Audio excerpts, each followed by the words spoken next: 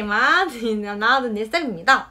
오늘은 여러분한테 크리스마스 선물로 영어 면접 예상 답안을 정리해놓은 파일을 공유해드리고 싶어서 카메라를 켜게 되었어요. 원래는 크리스마스여서 예쁘게 화장을 하고 영상을 찍고 싶었는데 제가 영상 찍는 걸 깜빡하고 화장을 이미 다 지워버린 거예요. 그래서 부득이하게 이렇게 촬영하게 된 점 양해 부탁드립니다. 여러분 모두 다 크리스마스 잘 보내셨나요? 제가 준비한 영어 면접 예상 질문 파일이 여러분에게 큰 선물이 되었으면 좋겠어요. 그리고 제가 이 파일은 30문제 정도를 정리했다고 했었는데 스터디원과 반반 나눠서 공유를 했기 때문에 제가 정리한 15문항 정도만 정리를 하였어요. 그렇기 때문에 선생님들이 지금까지 영어 문제 기출이 어떻게 나왔는지 한번 보시고서 그거에 맞게 자신만의 답변을 이어 붙이시면 좋을 것 같아요. 파일은 아래에 고정 댓글에 저번처럼 구글 문서로 올려놓도록 하겠습니다. 그리고 지금부터 제가 여러분에게 함께 공유할 만한 Q&A를 진행하려고 해요. 먼저 첫 번째 질문부터 같이 읽어보도록 할게요. 먼저 많은 선생님들이 어떻게 하면 구상지를 거의 안 보고 수업 실현을 할 수 있는지 질문을 주셨어요. 제 생각에는 크게 한 3가지 방법 정도가 있는 것 같아요. 먼저 관찰일지를 적는 척을 하면서 순회하면서 체크리스트를 작성하는 척을 하면서 구상지를 미리 보는 거예요.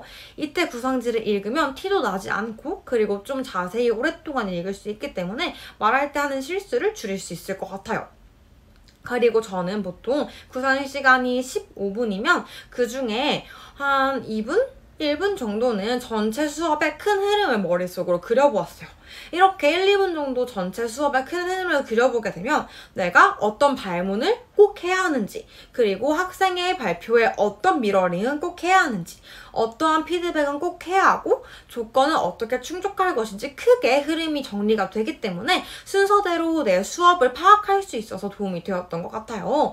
여러분도 구상 시간을 점점 줄이셔서 1, 2분 정도는 내 수업의 큰 틀을 흐름을 파악하는 데 시간을 투자하시는 걸 추천드립니다. 그리고 가장 좋은 방법은 내가 구상지를 깔끔하고 정확하게 적어서 내가 구상지를 실적만 보고도 바로 앞에 보고 보지 않은 것처럼 말할 수 있는 것 같아요. 사실 저는 글씨가 너무 안 예뻐서 제가 구상지에 적어놓은 것을 알아볼 수가 없어서 안 보는 연습을 하다 보니까 자연스럽게 구상지를 안 보고 임기응변하는 게 습관이 되었는데 내 글씨가 너무 예뻐 선생님 라고 하시는 분들은 정확하게 어디에, 예를 들어서 이쪽에 중간쯤에는 활동 2에 대한 설명이 있다. 이쪽에 가장 위에는 학생의 미러링을 하는 발문이 있다. 이런 식으로 위치를 정확하게 파악하셔서 실적 보고 바로 다시 앞을 보고 말할 수 있도록 연습을 하시면 좋을 것 같아요. 그리고 제가 여러분한테 강조드리고 싶은 것은 꼭 구상지대로 말을 해야 되는 건 아니잖아요. 그렇기 때문에 내가 구상지에 있는 걸 말 못했어 이렇게 너무 스트레스 받아서 구상지를 계속 쳐다보고 읽지 마시고 조금 틀리고 다르게 말하고 또는 구상지에 적은 걸 꼭 다 말할 필요는 없으니까 조금 유도리 있게 그때그때 맞게 말을 하시는 게 더 좋을 것 같아요. 우리 실제로 실습에 나가서 수업을 할 때도 대본을 보고 줄줄 읽진 않잖아요. 그렇기 때문에 앞에 학생이 있다고 생각을 하시고 연기를 하시면 좋을 것 같습니다. 두 번째 질문이에요. 두 번째 질문은 구상지 작성을 어떻게 해야 하느냐에 대한 질문이 굉장히 많았어요. 먼저 저는 발문 하나를 꼼꼼히 적기보다는 큰 수업의 틀을 적어보는 용도로 구상지를 활용했던 것 같아요. 그래서 내가 이거를 보고 정말 읽으려고 적는다기보다는 적으면서 내 수업의 흐름을 정리하는 느낌이 전 더 강했던 것 같아요. 그래서 처음부터 전개, 도입, 정리 순으로 내가 어떻게 내용적 피드백을 할 것인지, 어떤 발문으로 이 내용을 정리를 할 것인지, 학생들에게 어떻게 어떤 피드백을 해줄 것인지, 그리고 조건은 언제 어디에 어떠한 발문으로 충족할 건지 정도의 큰 문장을 적었던 것 같아요.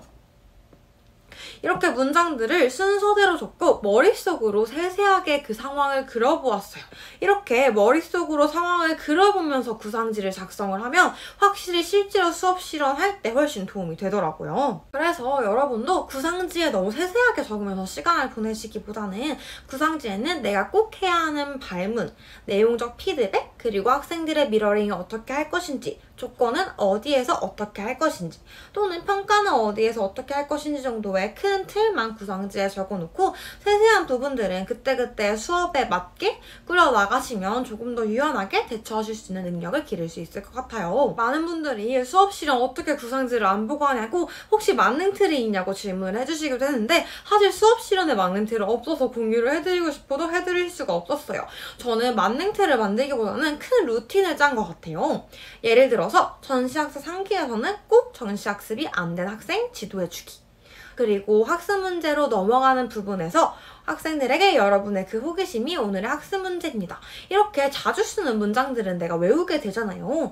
이렇게 외운 문장들의 루틴이 정해져 있었던 것 같아요. 확실히 루틴이 정해져 있으면 그 사이사이에 과목과 학습 목표에 따라서 내용적이고 세부적인 것만 채워 넣으면 되기 때문에 구상 시간이 조금 더 줄어들었던 것 같아요. 그리고 다음 질문은 어떻게 활동을 짜셨나요? 라는 질문이 있었어요. 저는 먼저 크게 활동 1은 학생들이 스스로 탐색해볼 수 있는 활동 위주로 해왔어요.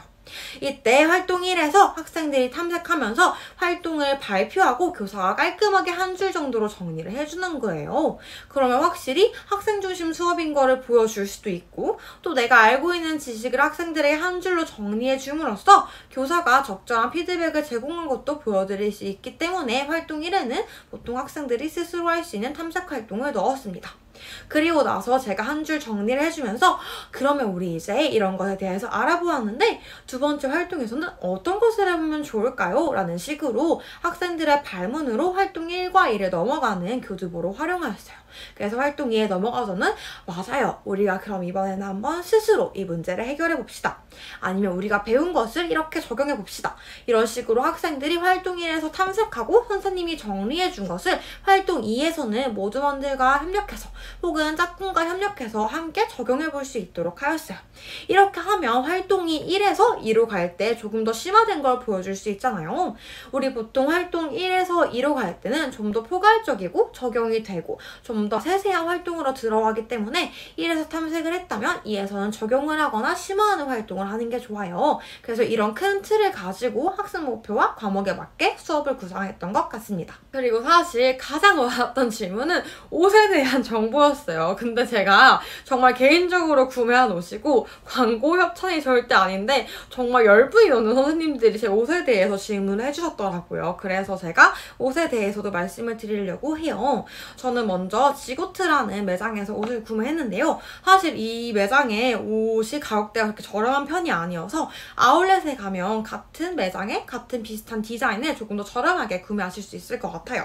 이 브랜드가 조금 더 저렴하게 영하게 나온 게 JJ 지고트라고 하는데 사실 JJ 지고트에서는 저는 구매를 해본 적이 없어서 이 브랜드의 옷은 어떤지 모르겠어요. 우리 꼭 이 브랜드가 아니더라도 수업 실현이나 심층 면접을 할 때는 교장, 교과 선생님들이 좋아하실 만한 디자인을 고르는 게 좋아요. 그래서 막 핑크색, 빨간색, 노란색처럼 너무 튀는 건 아무래도 피하는 게 좋겠죠. 대부분의 선생님들은 무채색에 그리고 여자분들은 치마, 남자분들은 정장을 입으시고요. 그리고 여자분들 치마의 길이는 무릎이 보이지 않는 정도? 무릎의 한 중간 정도까지의 길이는 입으시는 것 같아요. 왜냐면 우리가 피드백을 할 때 무릎을 살짝 이렇게 구부려야 하잖아요. 그렇기 때문에 너무 짧은 치마를 입으면 치마가 올라가서 조금 짧아 보이기 때문에 그걸 방지하기 위해서 조금 일부러 더 긴 치마를 입는 것 같습니다. 그래서 옷을 고르실 때 5, 60대 선생님들이 어떤 옷을 깔끔하다고 생각하실까를 고민하면서 고르면 조금 더 옷을 고를 때 도움이 될 것 같아요. 그리고 또 많았던 질문이 학생들 답변 피드백을 구상할 때 미리 다 생각을 하는 건지 학생들 대답을 미리 예상하고 피드백을 해주는 게 어렵다는 거였어요. 점점 학생 중심 수업이 강조가 되고 있잖아요. 그렇기 때문에 교사가 수업 내용을 다 정리해주고 일방적으로 제시하는 것보다는 학생들이 정리하고 그리고 또 자신들이 스스로 깨달아 나가는 수업이 중요해요. 그렇기 때문에 같은 수업을 하더라도 내가 할 말을 학생들에게 질문을 해서 학생들에게 도출을 하는 거예요. 예를 들어서 내가 수업을 정리를 하고 싶어요. 그러면 정리하는 문장을 내가 해주기보다는 학생들에게 한번 물어보고 학생이 발표를 하면 그 발표한 문장을 가지고 내가 원래 하고 싶었던 정리를 한 줄 더 해주는 거예요. 이렇게 하면 확실히 학생 중심인 걸 보여줄 수도 있고 또 교사가 정리해주는 내용 자체가 학생의 발표에 대한 피드백이 되기 때문에 따로 피드백을 해주지 않아도 되니까 일석이조로 수업을 끌어나갈 수 있겠죠. 그래서 내가 이 수업을 하면서 어떤 것들을 꼭 말해야 되나를 생각을 해보고 그 중에 몇 개는 일부러 학생들에게 어떻게 생각하나요? 우리 한번 자유롭게 발표해볼까요? 이런 식으로 물어본 다음에 학생들의 미러링을 통해서 한 번 더 제가 정리를 해주었던 것 같아요. 그리고 순애 씨 무릎을 굽히라고 하셨는데 치마를 입고 어떻게 굽히냐고 물어보신 분들이 많이 계셨어요. 근데 이거는 아예 푹 주저앉아서 무릎을 굽히라는 게 아니라 이게 무릎이라고 생각하면 살짝 이 정도 굽혀서 무릎에 손을 이렇게 내려놓는 정도로 이런 자세로 굽히라는 말이었어요. 제 부족한 그림 실력으로 그림을 그려드리면 살짝 이런 모습이 될 것 같아요. 그리고 확산적 발문을 어떻게 해야 하냐라는 질문이 많이 있었어요. 확산적 발문은 답변이 여러 가지가 나올 수 있는 질문을 말해요. 그래서 우리 자주 사용하는 왜 그렇게 생각했나요? 다른 의견 없나요? 이런 것도 되지만 우리 한번 이거에 대해서 자유롭게 말해볼까요? 발표해볼까요? 혹은 우리 이걸 보고 어떤 느낌이 드나요? 어떤 생각이 드나요? 이것의 공통점과 차이점은 무엇인가요? 이런 식으로 답변이 여러 가지가 나올 수 있는 질문은 모두 다 돼요. 그리고 제가 여러 번 말씀드렸듯이 이게 애매하다고 생각이 들면 선생님이 첫 번째 열린 질문 하겠습니다. 우리 이 부분의 공통점과 차이점은 무엇인가요? 이런 식으로 열린 질문이라는 말을 사용하면 확실히 답이 없다는 걸 보여드릴 수 있기 때문에 확산적 발문이라는 걸 조금 더 잘 보여드릴 수 있을 것 같아요. 그리고 사실 가장 제가 개인톡으로 많이 받은 질문은 선생님 저 배수가 1.4, 1.3, 1.5배수인데 지금 면접을 준비하는 게 의미가 있을까요? 제가 3주, 4주 이 정도의 기간 동안 실력이 월등히 향상될까요? 이런 질문을 정말 많이 받았어요. 근데 저도 스스로 제가 처음에 수업을 할 때와 그리고 수업 실현 진짜 한 2일 전, 3일 전쯤에 수업을 할 때의 실력이 는 게 없다고 생각을 했었어요. 근데 제가 영상을 만들면서 돌려보니까 제가 봐도 확실히 너무 발전이 많이 된 거예요. 그렇기 때문에 여러분 고민할 시간에 조금 더 여러분의 수업, 심층 영어의 시간을 투자했으면 좋겠다는 생각을 했어요. 물론 제가 여러분의 상실감과 아픔을 다 대변해드릴 수 없고 이해할 수 없겠지만 제가 0.9배수에서 0.4배수가 되었다는 말은 1.4배수인 선생님도 1배수, 0.9배수 안으로 충분히 합격하실 수 있다는 말이잖아요.